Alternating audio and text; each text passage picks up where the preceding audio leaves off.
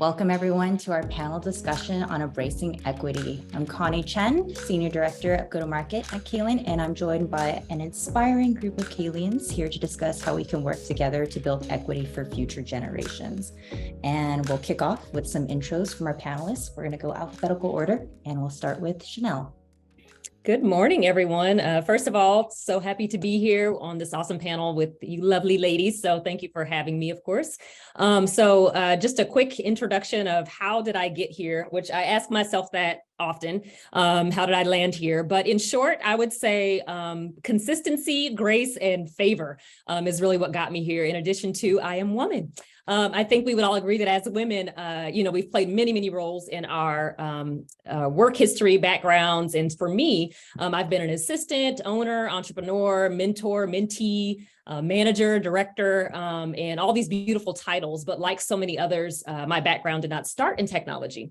And so I do hold a degree in biblical studies, as well as a degree in organizational leadership. And I've been fortunate enough to work across several industries. So that includes energy, nonprofit, aerospace, entertainment, and then of course, IT. But my career path started in administration. And so I was able to move from administration to management and then into other leadership roles. And it's ultimately that and ownership that led me into operations. And so along the way, I like to think what has really opened a lot of the doors for me to get to where I am now is having had some amazing mentors. In addition to that, a diverse network of people that I have had the opportunity to work with. And then just so many people that have been so gracious enough to give me a chance to use my gifts and my skills and my talents to partner with them on projects within the organizations, as well as just individual projects that they might have. And so because of that, I've been able to move from administration many, many moons ago to people management, project management, and then ultimately project operations. And then, of course, being here in operations and technology, I've had the privilege to lead, to manage, to train, develop, to build, but most importantly, to learn. And so here I am.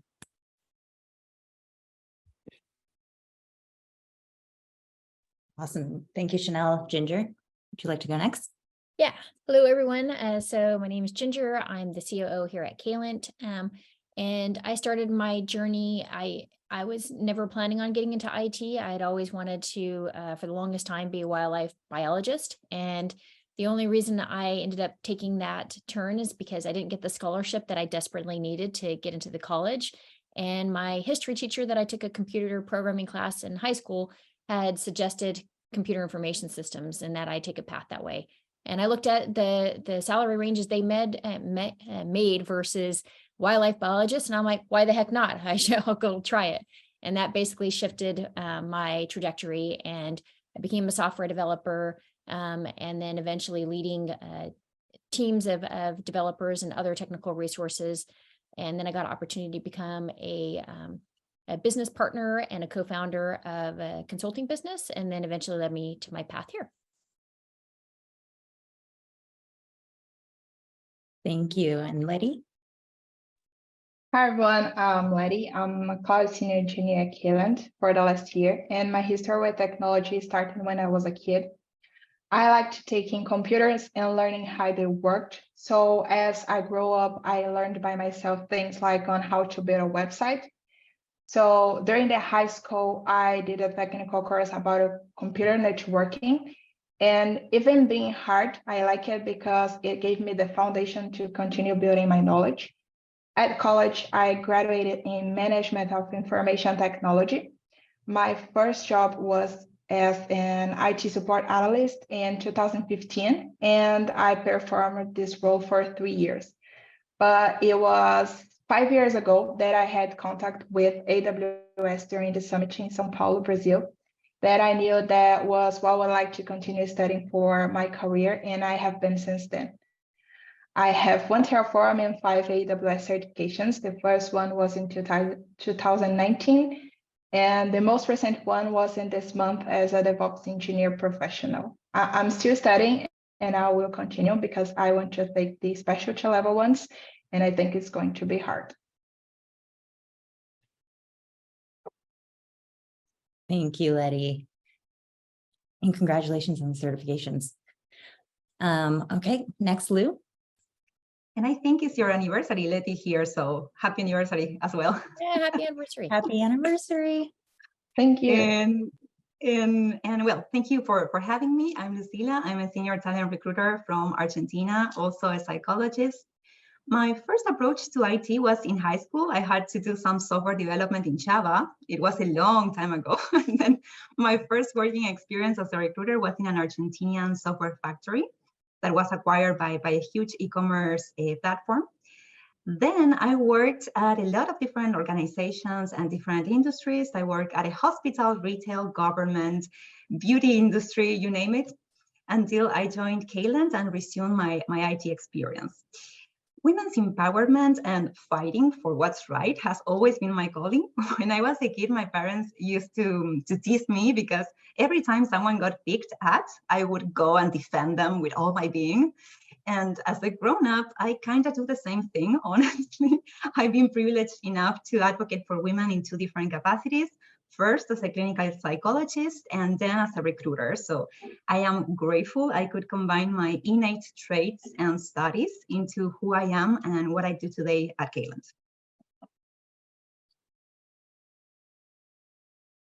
So thank you, Lou. And our final panelist, Val. Awesome. Thank you so much. I love being last because I think everybody who shared already has such more interesting story than mine.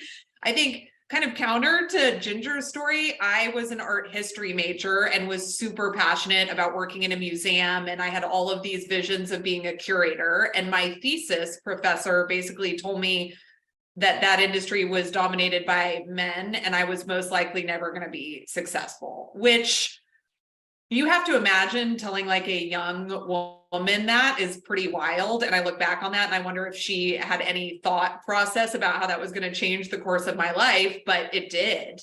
And in that moment, I was like, okay, well, if that's the case, then what should I do? And basically I applied to a lot of different roles, doing a lot of different things, and I truly fell into technology. And I think part of the reason why I stayed was it was consistently changing, and I am extremely achievement driven and competitive, and it was almost set up to hit on both of those things in a lot of different ways. Specifically on this technology sales side. So I fell in love with it, and I will just say that has not wavered whatsoever over time because it changes and it evolves and it's different. And I think probably everybody on this panel would say that a panel like this would not have existed like 4 or 5, 6 years ago, just wouldn't have. So it's pretty cool to see how it's evolved from the context of DEI and inclusion and equity and talking about these things. So again, super honored to be here. And actually goes in perfectly with some of the eras that we've kind of defined that we're going to talk through. We're going to talk through 3 eras, where era 1 is pre-2018. So before companies really started measuring and reporting on DEI initiatives or even creating DEI initiatives. And then after 2018, which is where we are now, and then what does the 3rd era look like? So how do we create equity for future generations? And actually, just to kind of set the stage here, I want to poll our panelists on a couple of questions. So to start off with you, Chanelle, okay, what percentage of Fortune 500 CEOs do you think are women? I'm going to go with 10%. Final answer, 10%. Okay. All right. Anyone else? I think Chanelle is right, as she is about most things. So I'm going to second the second 10%. I think that's what I originally said too. It was 10%, but was ready to be disappointed because it's not always as good as we want it to be. Well, especially if we think about equity and quality as 50%, 10% is pretty low. Anyone else? I think something around 10% or less. 12, why not? Well, Lou, always the positive. Yes, always the positive. Always. As Chanelle said, and as Val said, Chanelle's always right, 10%. And we recently just hit that per Forbes. So we were stuck at 8% for a few years, but 10% out of all the Fortune 500 CEOs. Wow. yeah, we still got a lot of work to do. Next question. What do you think the percentage of women CEOs are in the tech industry globally? Who wants to venture a guess first? I've seen very few, so I'm going to go under 5%. I was going to say like 3%. So yeah, I would agree with Ginger. You said globally? Globally. I was going to actually say a higher number, but I don't know if I'm way off. I was going to say like 25-30%, but I could be way Wow. I could be way off. I don't know. You're more optimistic than me. Right. I would say around 8. I'll be optimistic this time and I'll say 12. Well, unfortunately, it's 2%. Wow. 2% globally. And this was based on an aggregate study. And yeah, as we stand right now, it's 2% women of CEOs in IT companies globally. And it's interesting to hear like everyone's numbers because it's probably directly influenced by what we see in the workforce today, or more like our day-to-day interactions. And I mean, I can say from experience that since I started in the tech industry in 2016, that there's been a lot more women in leadership positions and in our circles. So like, how much has it spread globally? I mean, I think the stat kind of speaks for itself, with 2% of CEOs being women in IT companies and 10% of CEOs of US Fortune 500 companies. And I think some of these stats are pretty shocking for everyone. And especially again, as we think about equality and equity at 50%. And like based on the research about like 2018, when companies started measuring equality or actually putting initiatives in place to bring more women into the tech industry, I think it's important for us to talk about some of the inequalities or some of the challenges that we had to face before companies started thinking about equality. And I'd like to kick off our discussions with Ginger on what she experienced and some of the challenges in the first era pre-2018. Yeah, it sounds sad when you say the first era, but yeah, I was definitely a part of that. I basically had challenges the moment I walked into the door of tech, from the time that I entered college and working, alongside other students that, were mostly male. I think there was only one or two other females that were in my class. And my first computer programming final, where you had to write some code and stuff like that, I ended up getting an A, and this other student, I don't remember if he failed or he got a C, but he just couldn't believe that was possible. So he told the professor that I cheated and asked me to retake the test or to fail me. Luckily, the professor did not believe him, because he saw the work and saw my, that I got the concepts and the capability. And, I was able to move forward. But I also, the first time I ever applied for an IT job, I didn't get it because even though I was going to college for it, I'd been at that company for a year and did a really good job. Somebody who had just started, had zero experience, never went to school for anything, and they gave it to him because they said, I may possibly wear a skirt or a dress, and the job required you to get under the desk sometimes, and that'd be inappropriate. And when I finally did get, my first IT job on a help desk about a year later, it was mostly male except for one other female who was, more quiet and had been there a very long time. They started a rumor that I was an ex-porn star and had slept with the manager to get the job. And I don't know if they were being creative because my name is Ginger and they made some kind of weird associations, but, I encountered that a number of times along the way, unfortunately. And I have had bias, not just from men, but from women. Another job where I the first time I started to become, I ended up being a partner at this company. There were a few women that they got upset because he made me a mentee because he saw a lot of potential in me. And they staged a walkout when I was just sitting in there, and they all left at the same time and walked out and left at lunch and left me by myself because they wanted to make a point that, I shouldn't be there. And I was very upset. I cried, but I stuck it out because I was like, I'm not going to let these people, bring me down or make them think that I'm not capable and I don't have these skill sets.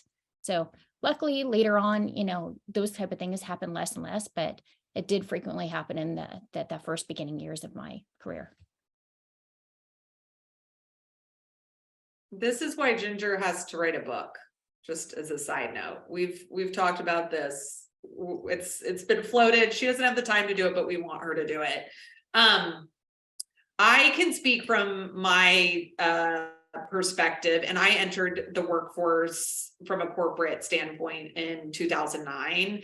And I will tell you, my experience being a woman in technology was nowhere near as traumatic as I would say Ginger's. And I think that that's one thing that is really important that we're talking about today, that every single person on this call has a different experience. We are all women, but all of us come from different backgrounds, different socioeconomic, different geographies, all of these different pieces about who we are.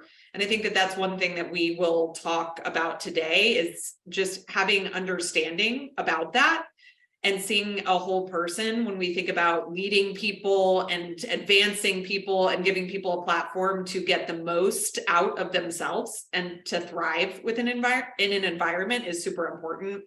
I will tell you, I learned really early on what to say and what not to say. And I would say that that is not healthy. I learned that being quiet got me further than being loud.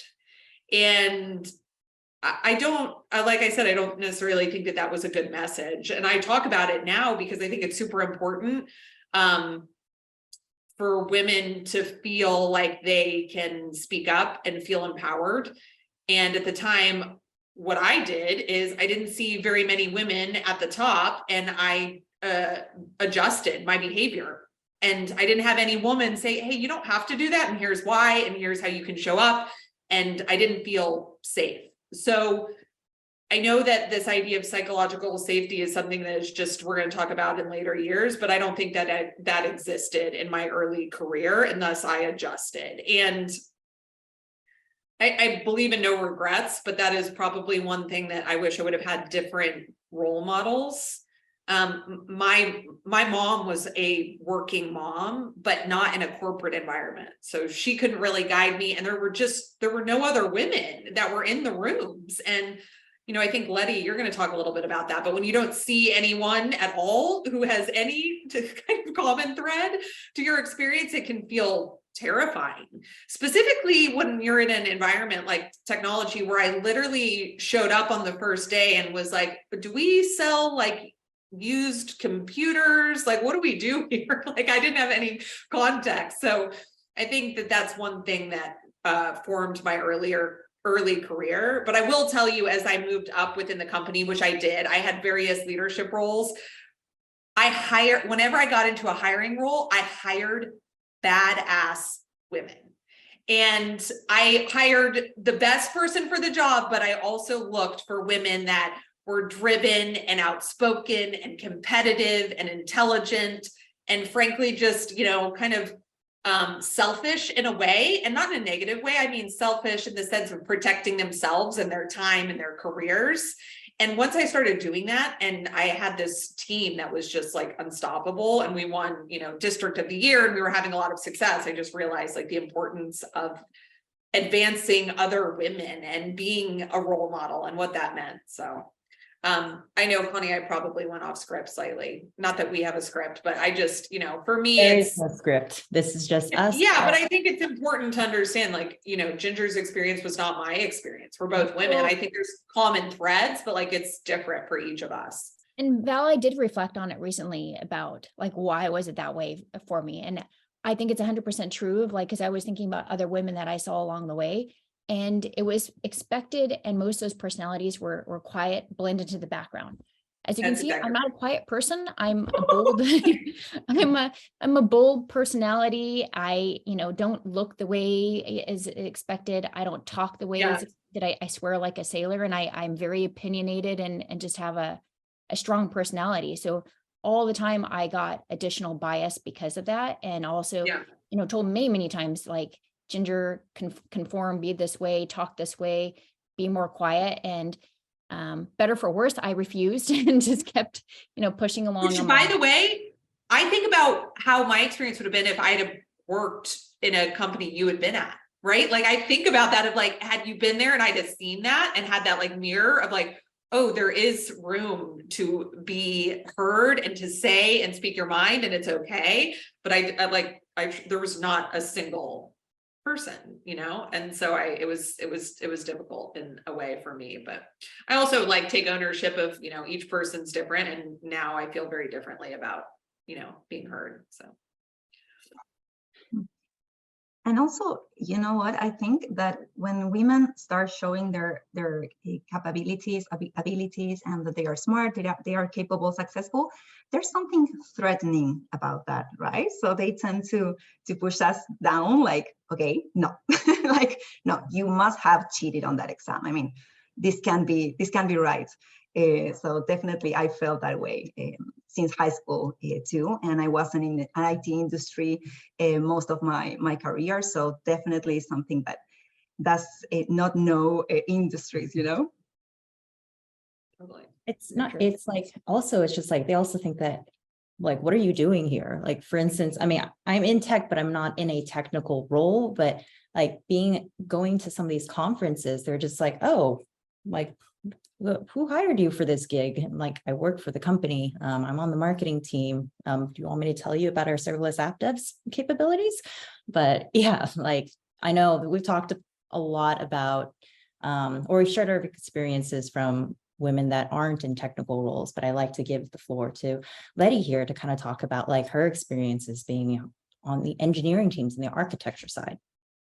Absolutely. I agree with all you said. And as Val said, I had many stories to tell, but there are 3 images engraved in my mind. First, during the college, I didn't have the role models. Any of my tech professors were women, and we were a few girls during the class, and even being aware of the gap we had, it was hard to see ourselves represented. The second story was in 2015, the year that I got my first job, in a meeting with 10 people, and I was the only woman in the meeting talking about technology. And this scene was repeated so many times later in different situations. And thirdly, a few years later, I had a meeting with a male customer to explain the next steps for the project, and he asked if you weren't waiting for the person who was in charge for the project. After a minute thinking, because at first I thought I had invited someone else, I responded to him that I was the person he was looking for. See, he assumed that I wasn't leading the meeting, just looking at me.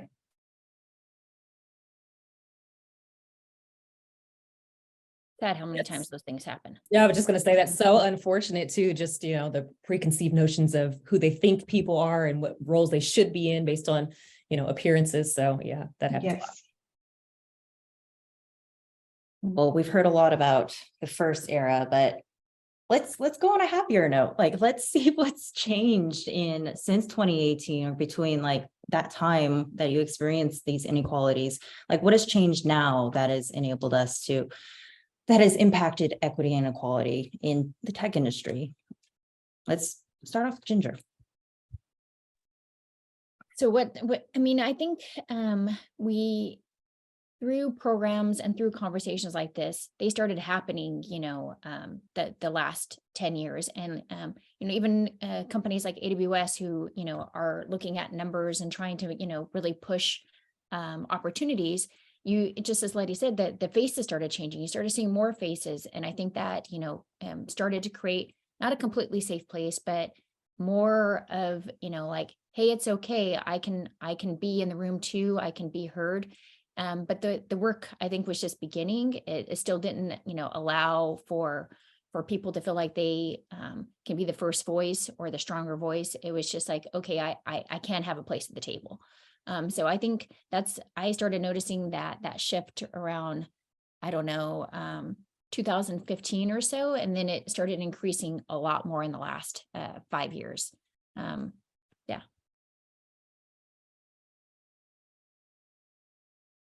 I agree with Ginger, and we had a lot of actions taken since then, but I think based on my first experiences, it's having the role models those to inspire other women as leaders, as speakers, as peers, and more women to be into tribe. I mean, as more women role models we have, the more we can contribute to equity and empowerment of us talking about technology. I also think one thing that came to light was just the context of allyship versus just this concept of mentorship of, if the room that is making the decisions about who is getting promoted, everybody looks the same or has kind of the exact same background in that room, there needs to be some sense of someone or several people in that room that are allies for different types of people that have different backgrounds, different experience. And I will tell you that has been influential in my career of just men, frankly, that of power that have been allies for me and have totally seen me, honored my experience, and have said my name in a room where no one else said my name. And it gave me the opportunity to step into a role and to have a voice. And I think to Letty and Ginger's point, once you get, kind of that, it's funny, they talk about in early childhood development, when children get those positive markers, how impactful it is on the way their brain develops. I don't think it's that different in a corporate environment. Like as you get that positive momentum, you start feeling like, okay, I have confidence, I do have capabilities, I am seen, I am heard. And then you can look beyond just your own path and to others as well. That is what I've seen. And I've, as soon as you're in a spot where you get to be somebody who talks about people's promotions, it's really exciting because you know what you've experienced and you want the generation behind you to have a totally different experience.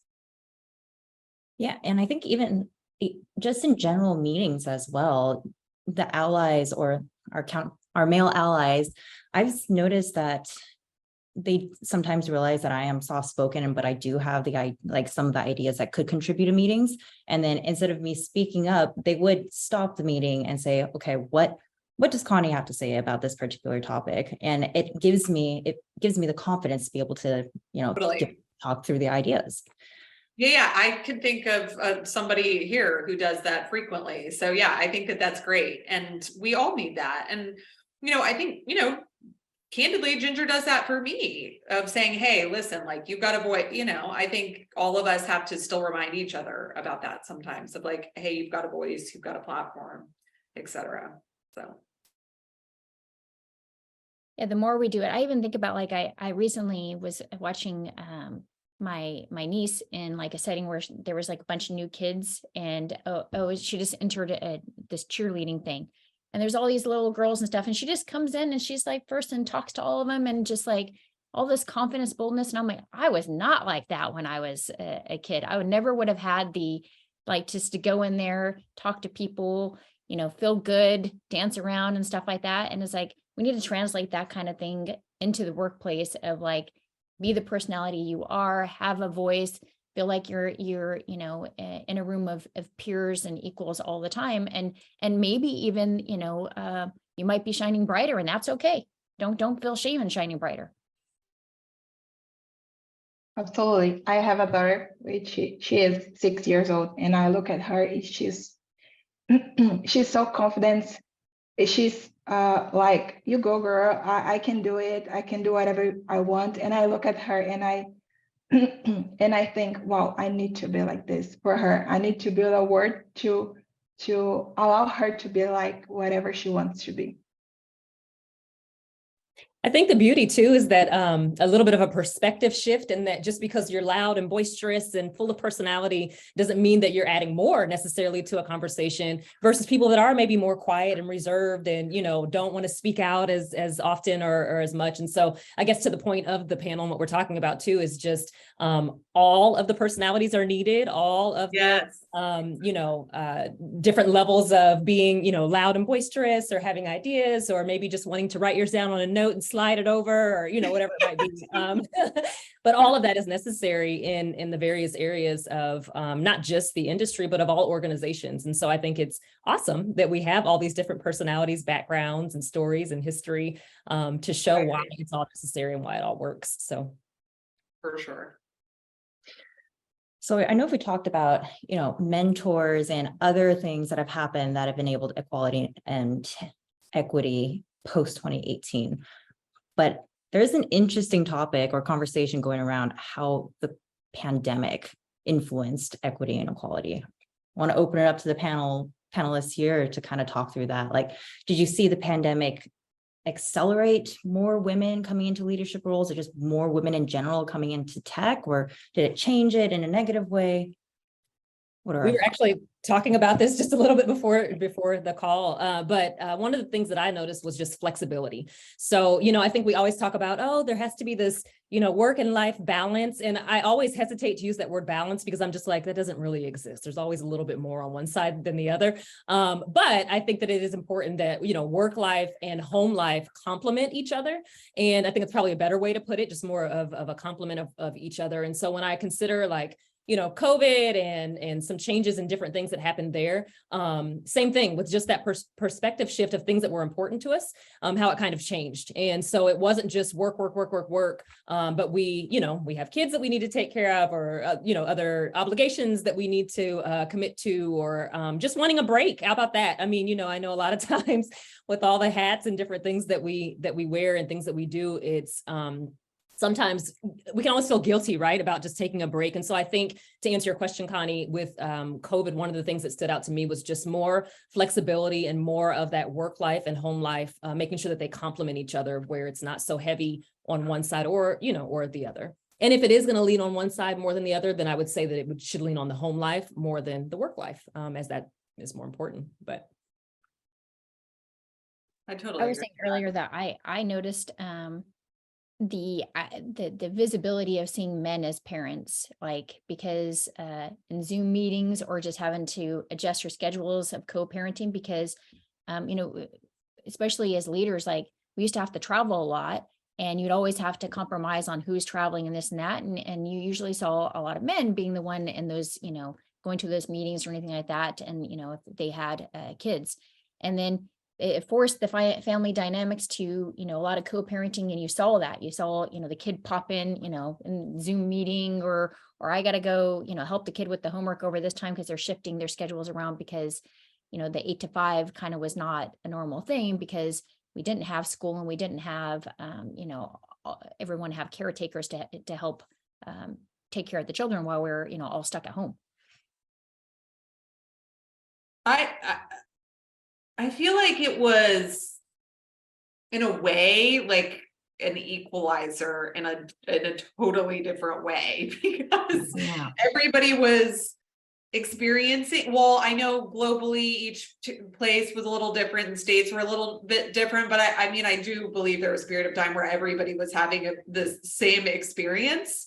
And then I think in that context, it allowed different things to emerge. To Ginger's point and Chanelle's point about like the flexibility, but also what it means to have home roles versus work roles and how that plays a part.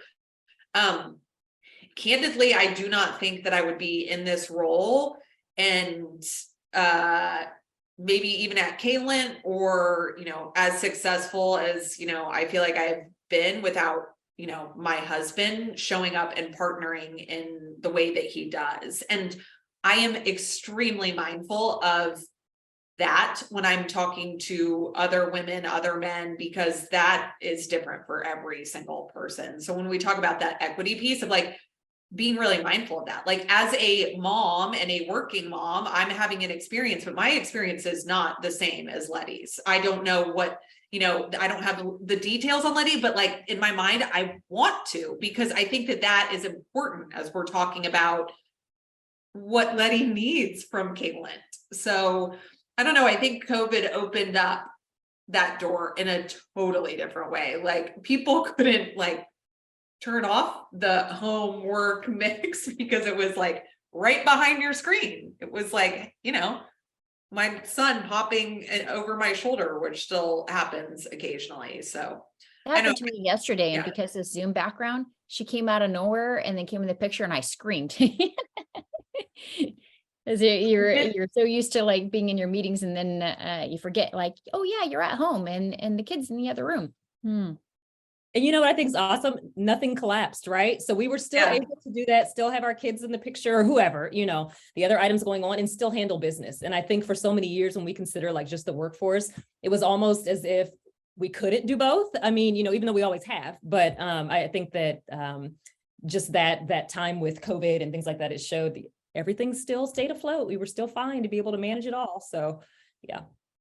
Yeah. And also, yeah, personally, for me, it was different from what Ginger mentioned before. When I was a kid, I was so outspoken, you know, opinionated and all of that. And then when I started working, I realized, hey, I'm a woman. Like everyone is telling me that I'm a woman. Like I didn't know before, like I didn't have that awareness. I have a body, you know, a woman's body.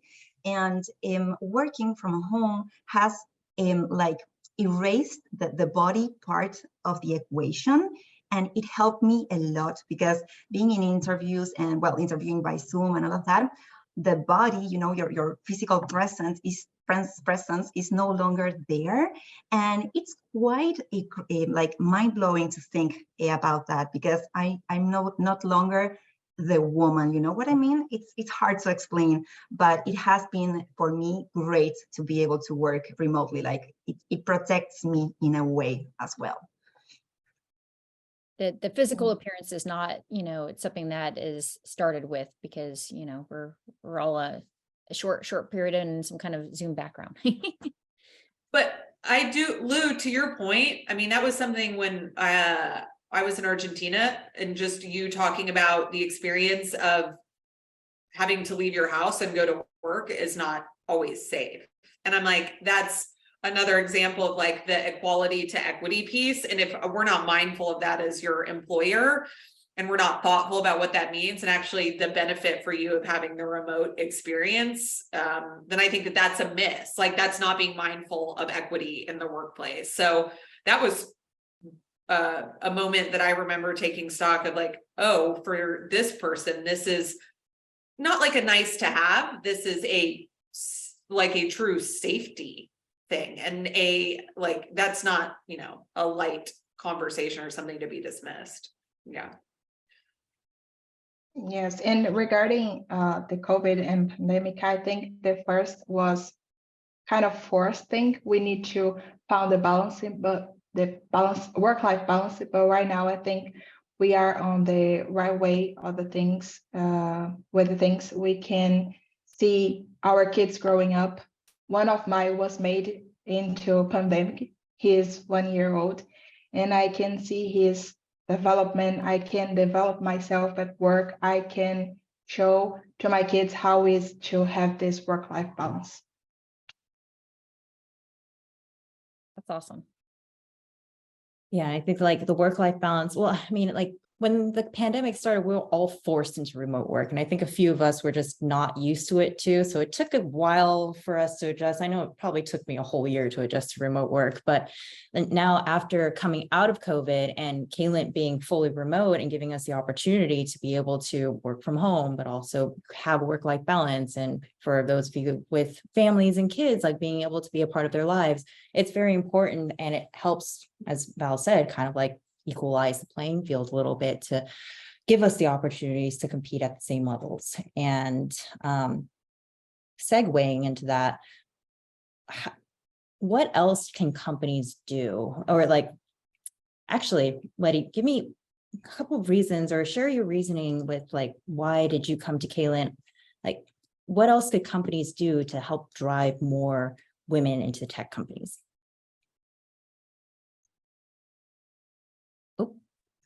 You're on mute.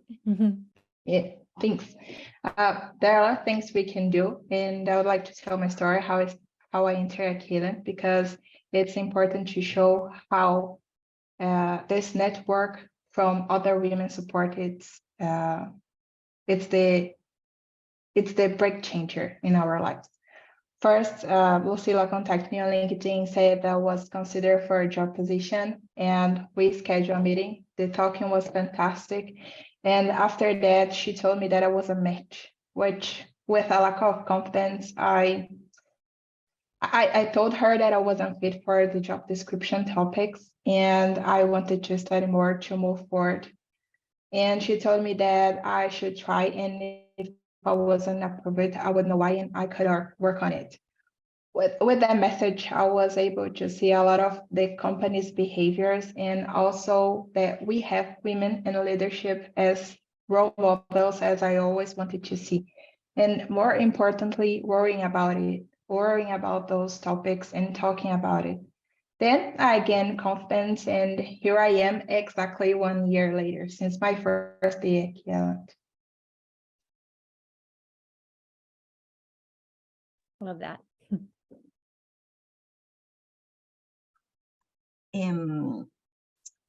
I enjoyed so much meeting you, Leti, at that time, and I had COVID, so I did not push you to go forward because I didn't feel well. And then I kept thinking, why Leti didn't at least try? Like why she withdrew, from the application. So yeah, so glad that she took that step.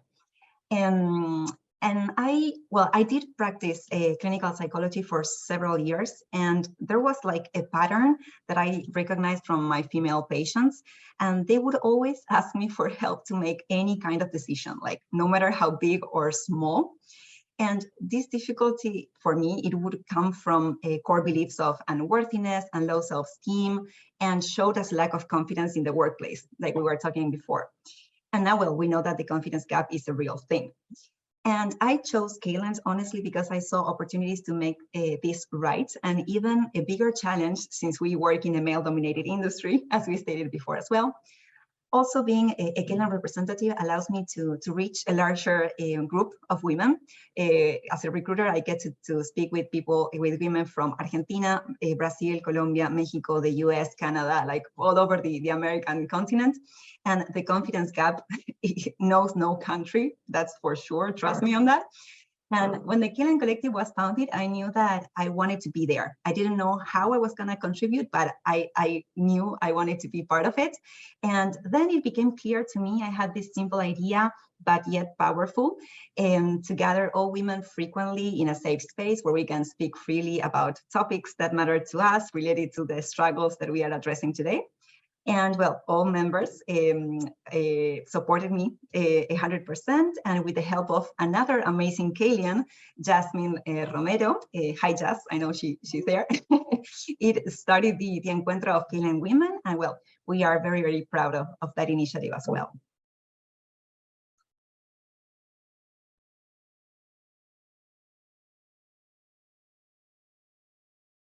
Which I think is a great, I actually do want to double tap on the confidence piece. I feel like the confidence gap is real. And I also kind of want to bring in like our upbringing as well, because like we all had different upbringings. I mean, for myself, like I was taught to be quiet, to like close doors quietly, and like that kind of upbringing, and also like throughout the developmental years and going into middle school and high school, yeah, I was very soft-spoken. But then as you get into more of a professional role and you want to become, or you want to have a career growth path, you're going to have to be more outspoken, get your ideas out there, influence people, your coworkers, your team. And a lot of that was supported from, again, the allies, as well as the mentors that we have, and just seeing all the women that we have in our leadership team. And I don't know if everyone knows the stat here, but we have over 50% women on our leadership team, which is probably pushing the bounds on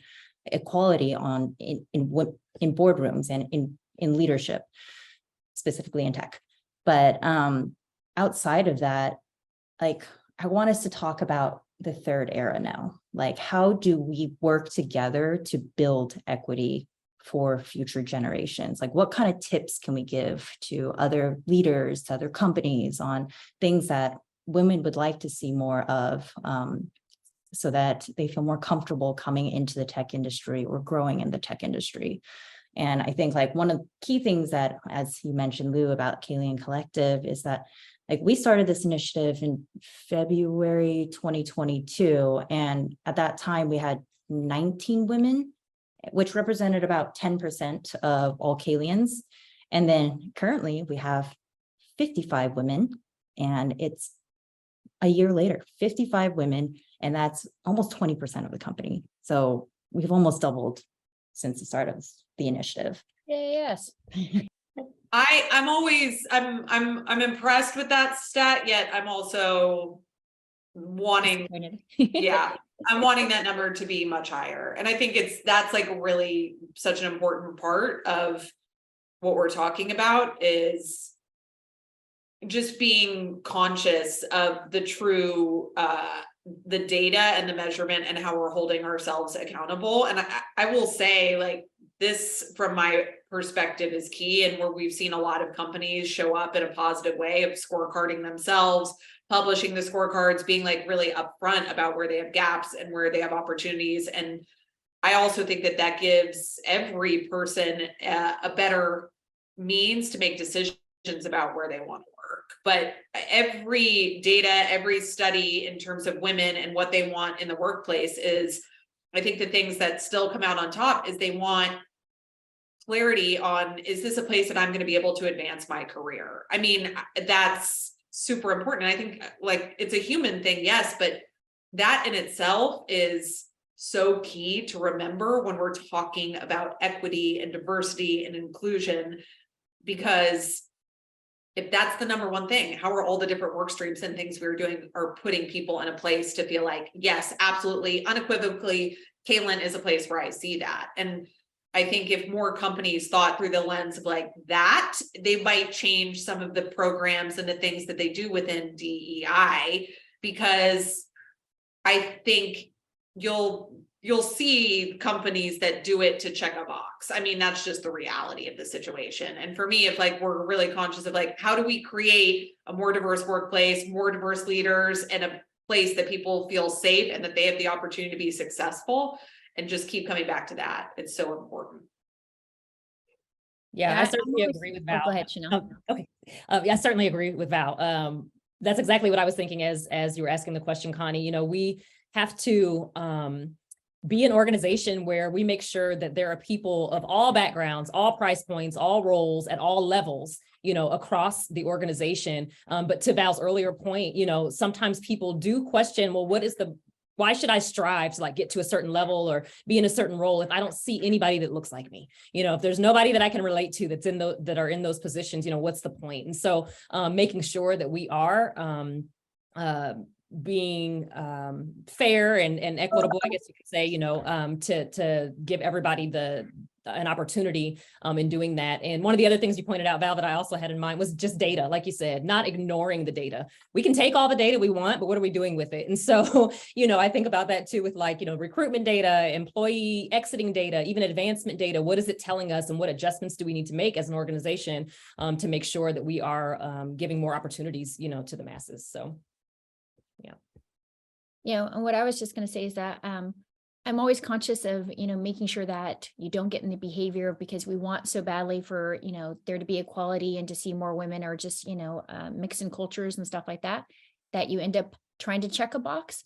That, I mean, we got to be, you know, making sure that there's no handouts, there's, you know, windows and opportunities. And sometimes you need to recognize that a person may not be given as many opportunities and they have the capability. So give them one to stretch themselves a little bit, you know. So if they're there and you see something, it's okay that they haven't quite made the role, and give them a place of support and, you know, a mentorship or whatever else that, you know, they need, so that they can get there. And I think, you know, that's the job for all of us as leaders, is to just ask for, you know, what do those people need? Look for those ones who are looking to stretch themselves and just haven't quite got that window or that push.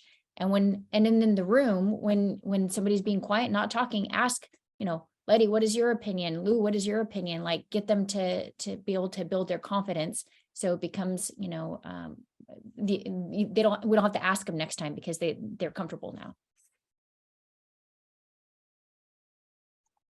Yeah, absolutely.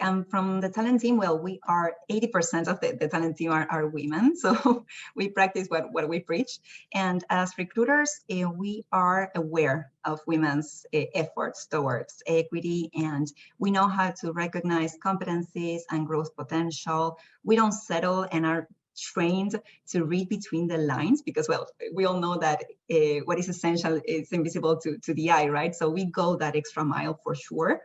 And that's how I could recognize Leti's value in that interview that we had. That's how we doubled our women workforce since we founded the Cayliens Collective. And I do think that a company that holds these values and fosters equity and inclusion becomes extremely attractive to female candidates, because what I hear from female candidates is that they want a safe space to grow and self-develop, like Val was saying. So if they want to talk and they usually hold themselves back because they are afraid, if we as a company ensure that they can speak up and raise concerns and be honest without that fear, then the choice becomes very clear for a career move. You know, we become like a very, very good choice for them. I think also don't be afraid to celebrate, because and to look for those, you know, like Lou, you know, when you had the conversation with Letty saying that, like, I see you know, capability and opportunity and stuff like that. I spent a majority of my life being in an environment that was a push down culture versus a lift up. And I think companies that can, you know, really foster a lift up culture, you know, looking for the things that they haven't quite seen in themselves and trying to, you know, encourage that, say positive things. Like there's nothing wrong with that. Like, I think we're so ready to criticize versus to praise. Absolutely. Mm-hmm. It's interesting about bringing up like the lift up and the push down culture, because I think a recent report, I believe it was McKinsey, that said that more women were leaving the tech industry, specifically like in leadership roles, and that's become a phenomenon. And like, but what can we do as a company or just as mentors and women in general to retain women in the industry? It took a lot of confidence for them to get there, but how do we keep them there? Yeah, I think we, like, as a group, we talk quite a bit about this. And I always say, I mean, if we think about the work experience, we also are thinking about our customer experience. And our customer experience, by the way, is so much better when people stay, people advance, people get the right training development. And so one of these things I think sometimes is lost in these conversations, to me, is never lost, of just like the quality of our product and what we do as a company, and how all of this plays into that. Like, there's data point after data point about the importance of diverse teams, and then also consistency of people and talent staying and growing with organizations. I would tell you, I think women leaving, I think while in some contexts you can see that as a negative, I actually see it as a positive. I think women right now are seeing an opportunity for them to be at companies that are embracing what we're talking about, meaning they have upward mobility. They see a company that is leaning in and measuring what matters. They see a company that understands what flexibility means and provides that, is conscious of burnout, mental health, psychological safety, and companies that are saying, hey, we don't care about those things. And by the way, it's America, and companies can make that decision and say, we don't care. We're not one of those companies. But women are saying, I don't want to stay here, and they're looking elsewhere. And I do know that there was a lot of data around women that were choosing to exit the workplace altogether during COVID and those years. I think that is shifting. I think the McKinsey study, by the way, is excellent. The women in workplace that they do every year. And I think it's worthwhile for every person to read, not just every woman to read. So there's great insights in there for sure. And also, when I think about retaining women in tech, we touched on it a little bit throughout our conversation today, but starting young, like not just so much retaining them once we're here, but I always think about starting young. So we're promoting and dramatically increasing the number of young ladies that even get educated in STEM. I think that is a great starting point, so that by the time they do get to our ages, there's more interest, more drive, more excitement about the industry. And then once they're here, some of the things that Val and Ginger already pointed out as well, just making sure that we are encouraging them, lifting up, mentoring, also considering, what were the things with all of our different stories, what were the things that I did not get when I was entering into the industry that I needed, and making note of that, and then making sure that we're providing that to somebody else, so that we can retain and keep the women within the industry. So. Absolutely. I think generally speaking about the IT world, I would say we cannot continue looking at everyone as we look at the most represented groups. We need to think of different strategies for each of them. So we need to look at the individuals as different, not as equals.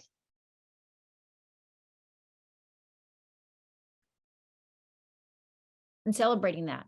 Like, I think, you know, so much of people think that the only way you can get results is to travel a certain path, but it doesn't have to be that way. Like, to me, as long as, you know, you have good intentions, you know, put in the work, you show the skill sets, you can get the results, and you can do it in many different ways, show up different ways, talk differently. Yeah. And we need to be, again, celebrating that more, and that is okay. I would say this is this is the most diverse workplace that I've ever worked, not just in, you know, gender, but also location, country, ethnicity. And I've learned more in the last 2 years than probably the prior 5, 6, 7 in terms of like what's possible and also perspective. Everybody on this call has unconscious bias, whether we like to admit it or not. And just having, you know, some of those things challenged or people holding up mirrors to me has been amazing. So. And even with the unconscious bias, Val, what stands out to me too, we talk about differences and celebrating them, but finding the common ground as well. Like, you know, what are the things that we do have in common that we can partner on, work together with, teach one another, same interest. You know, I think that that's just as important as pointing out the differences that make us all beautiful. So awesome. Yeah, and with that, I would like to quote Verna Myers. She is VP of Inclusion at Netflix, which is, diversity is being asked to the party and inclusion is being asked to dance. I love that.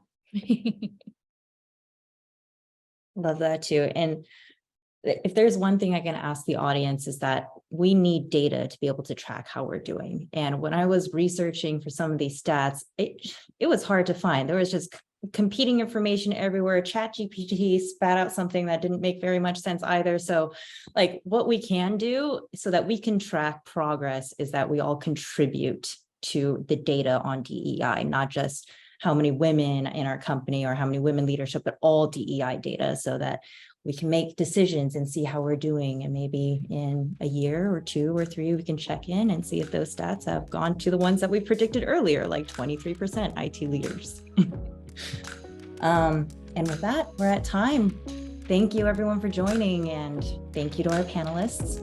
We look forward to doing more of these throughout the year, so keep a lookout for those, and have a great rest of your day, and let's work together to build equity for the next generation of tech.